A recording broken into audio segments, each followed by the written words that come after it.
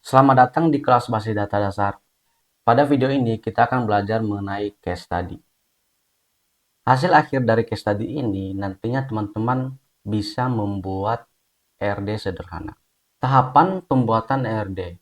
Nah, terlebih dahulu kita harus tahu ada dua jenis ERD. Pertama, preliminary design yang digunakan untuk mendapatkan sebuah rancangan basis data minimal dapat mengakomodasi kebutuhan penyimpanan data terhadap sistem yang akan ditinjau. Nah, di final design kita sudah harus menentukan pendekomposisian himpunan entitas, penggabungan dan himpunan entitas, pengubahan derajat relasi, penambahan relasi baru, perubahan, penambahan dan pengurangan atribut-atribut masing-masing entitas dan relasi. Jadi nanti di preliminary design itu berupa entitas-entitas belum terhubung ke entitas lain, nanti di final design-nya di situ kita sudah hubungkan dan menentukan modality-nya. Langkah-langkah untuk membuat ERD, mengidentifikasi dan menetapkan seluruh himpunan entitas yang akan terlibat. Misalnya kita membuat sistem point of sales yang sangat sederhana, maka di sana harus ada member, produk, kemudian transaksi dan item transaksi itu minimal. Itu bisa dikembangkan lagi menjadi final design. Yang kedua, menentukan atribut-atribut key dari masing-masing himpunan entitas. Jadi di masing-masing entitas tadi, misalnya di member apa, atribut key-nya apa, kuncinya, itu harus ditentukan.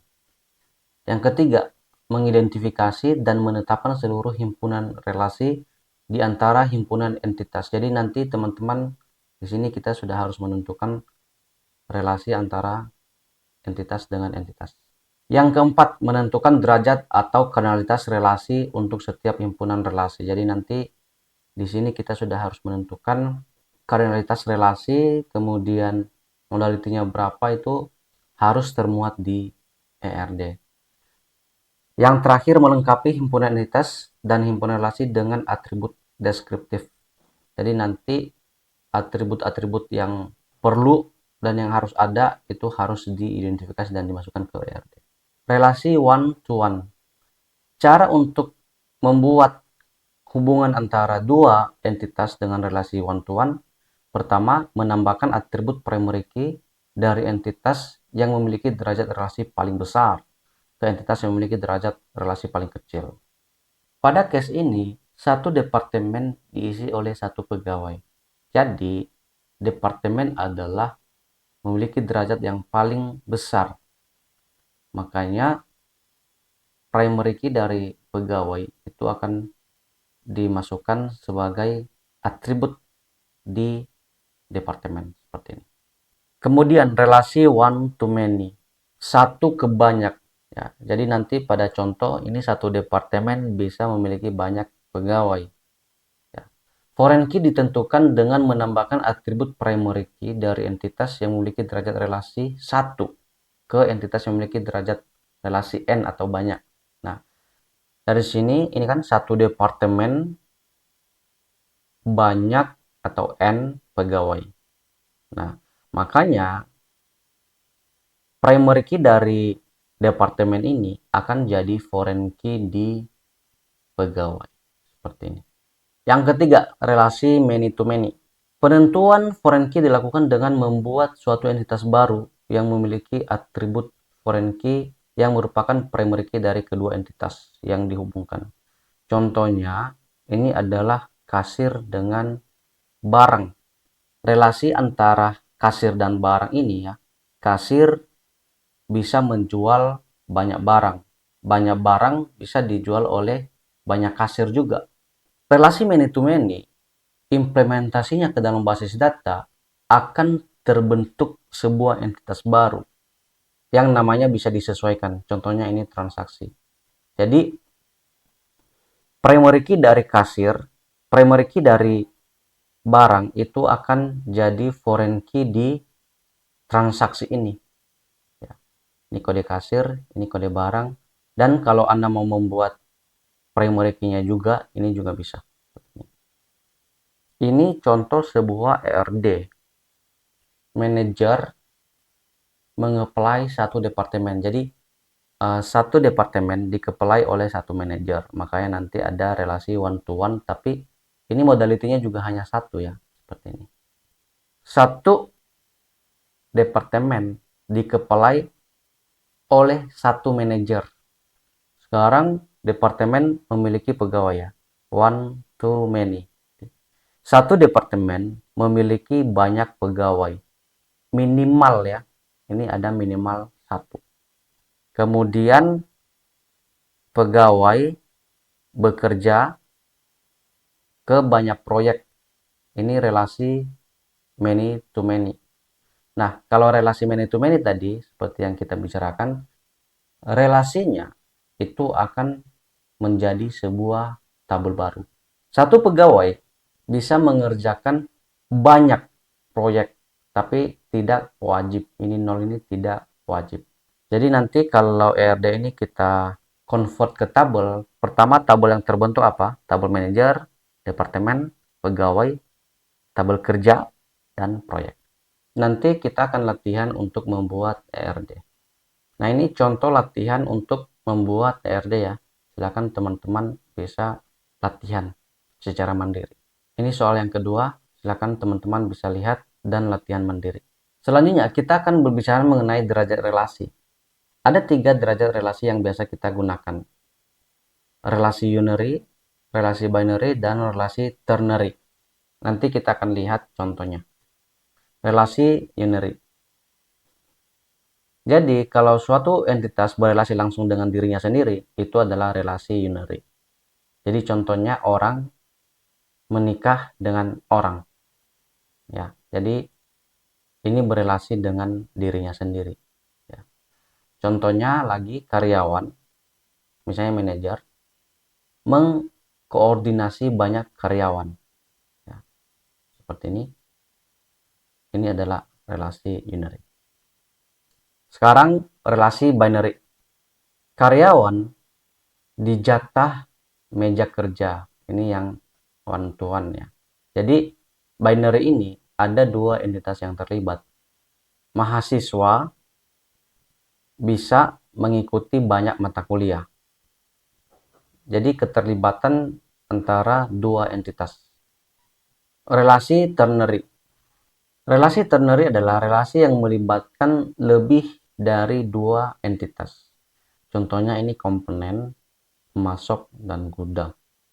Jadi kalau sudah menghubungkan 3 entitas yang berbeda, nah itu adalah relasi ternary. Nah ini kesimpulannya, derajat hubungan unary satu entitas berhubungan dengan entitas lain yang sejenis. Binary 2 entitas yang berlainan jenis berhubungan. Ternary 3 entitas yang berlainan jenis berhubungan satu sama lain. Seperti itu. Nah ini constraint di kardinalitas ya. Kardinalitas minimum. Jika 0 berarti opsional atau tidak wajib. Jika 1 atau lebih berarti ini wajib.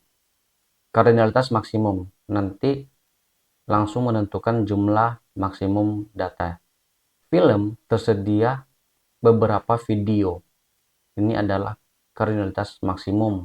Kardinalitas minimum dan wajib. Pasien memiliki catatan medis.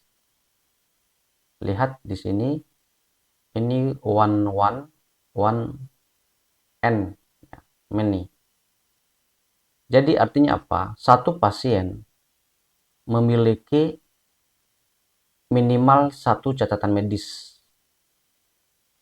Contohnya Edi kunjungan 1, Nita bisa kunjungan 2 ya. Ini kunjungan 1 tuh kunjungan 2. Lia kunjungan 1. Jadi kalau ERD-nya seperti ini, maka satu pasien itu memiliki minimal 1 catatan medis dan bisa lebih.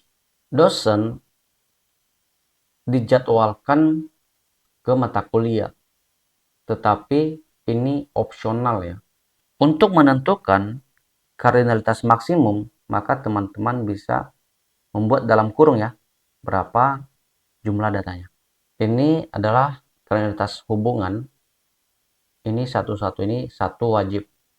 1 banyak, ini banyak wajib 1. Ini opsional ya, 1 opsional. Ini banyak tapi opsional. Ini adalah kasus di perpustakaan. Teman-teman bisa membaca kasusnya, nanti kemudian membuat ERD-nya. Begitu juga untuk yang kasus klinik lab medis. Di sini juga sudah ditentukan entitasnya apa, cabang, staf, pasien ya. Kemudian atributnya juga sudah ada. Tinggal membuat relasinya, menentukan cardinality-nya. Sekarang kita akan latihan membuat ERD. Teman-teman bisa menggunakan draw.io. Baik, kita akan latihan membuat sebuah entitas beserta atributnya. Ambil segi 4, kemudian bulat lonjong untuk atributnya. Contoh, kita akan membuat entitas siswa.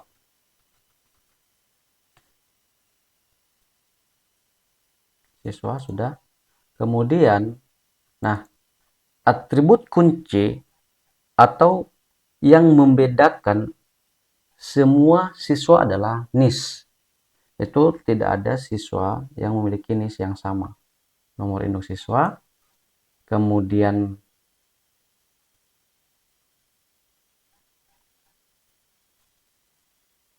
nama, kemudian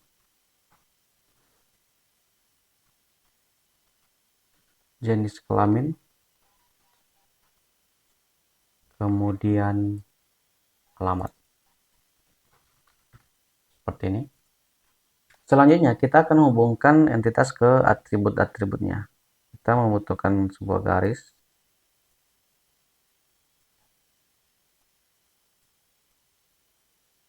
Kemudian untuk nama,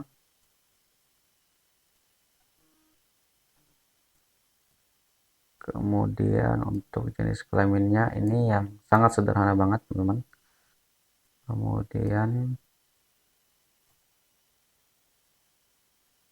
untuk alamat. Nah, untuk NIS, karena NIS adalah sebagai primary key, maka ini perlu dikasih tahu di underline begini ya. Jadi ini menandakan atribut primary key. Nah, sekarang kita buat supaya punya entitas lain ya. Contohnya adalah kelas.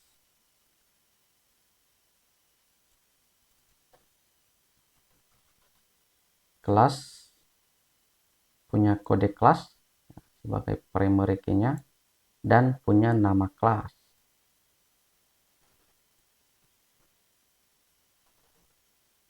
Serta daya tampung ya. Misalnya.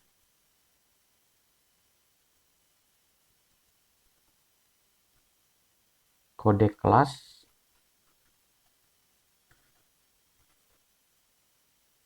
kemudian nama kelas, dan daya tampung.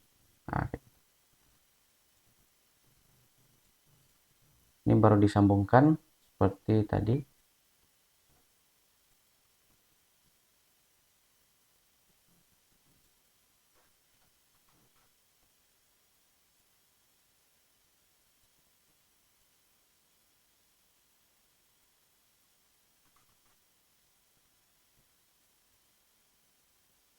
Kemudian untuk kode kelasnya ini di underline. Nah, ini contoh sebuah ERD. Nah, sekarang kita akan menghubungkan antara siswa dengan kelas. Satu kelas itu bisa banyak siswa. Nah, kita membutuhkan belah ketupat ya. Ini. Oke, baru ditarik garis dari siswa ke belah ketupatnya. Begitu juga untuk sisi sebelahnya ya. Nah, ini contoh sebuah relasi ya. Tapi kita perlu kasih tahu ya di sini relasinya apa. Ya, ini sini one ya.